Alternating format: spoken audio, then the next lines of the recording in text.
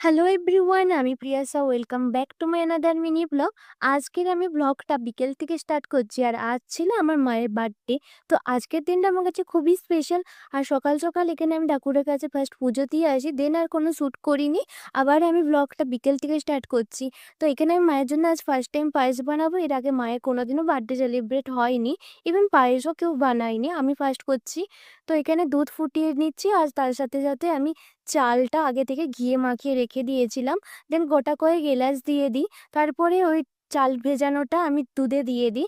দেন এটা খানিকক্ষণ জাল দিয়ে দিচ্ছিলাম, আর এর সাথে আমি একটু আমুল দুধ দুধে গুলে ওই পায়েসের সাথে অ্যাড করব, যাতে পায়েসের স্বাদটা আরও বেশি ভালো হয়। আমিও ওই আর কি ইউটিউবেই দেখেছি, আমি আজ ফার্স্ট টাইম করছি যেহেতু আমার হয়তো অনেক কিছু ভুল হয়েছে। আর এখানে তার সাথে কাজু কিশমিশটা আমি একটা আলাদা জায়গায় ঘিয়েতে ভেজে নিচ্ছিলাম, দেন ওটা অ্যাড করে দিই। এটা খানিকক্ষণ এটা সেদ্ধ হয়ে যাওয়ার পরে আমি এখানে চিনিটা দিই, বাট এটা আমি নিতে ভুলে গেছি। দেন এইসব করে খিদে পেয়ে যায়, তো মা এখানে সুইট কর্ন সিদ্ধ করে আমাকে দেয়, ওটা খাই। আর এখানে আমি কেক এনে রেখেছিলাম, সেটা মা জানতো না। দেন এটা আমি বার করি আর মাকে দিই। ফার্স্ট টাইম মা আজ কেক কাটবে, তো মা প্রচুর এক্সাইটেড ছিল। ফার্স্ট তো মা বলছিল আমি কাটবো না, তোরা এসে কাট। মানে মা ফার্স্ট ভয় পেয়ে গেছিল, একটু আনন্দ ছিল। মানে মায়ের আজ আনন্দটা আমার কাছে পুরো ইফোর্টসটাতে সব কিছু ছিল।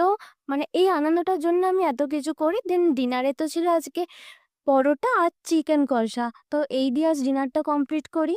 আর বার্থডে উপলক্ষে না, এটা আমাদের প্রায় দিনই হয়।